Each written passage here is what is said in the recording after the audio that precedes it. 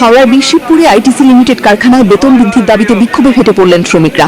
শতাধিক মহিলা ও পুরুষ শ্রমিক কারখানার গেটের সামনে জড়ো হয়ে বিক্ষোভ দেখান এবং বিভিন্ন স্লোগান দিতে থাকেন।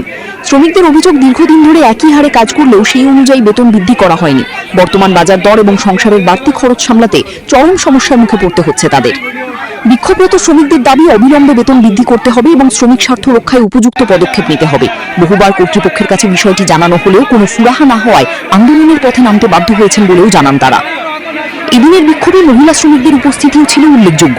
আন্দোলনকারীদের হুঁশিয়ারি, দ্রুত দাবি না মানা হলে আগামী দিনে আরও বড় আন্দোলনে নামবেন তারা। ঘটনাকে কেন্দ্র করে এলাকায় ব্যাপক চাঞ্চল্যের সৃষ্টি হয়েছে, যদিও এই বিষয়ে এখনো পর্যন্ত কারখানা কর্তৃপক্ষের তরফে কোনো প্রতিক্রিয়া মেলেনি।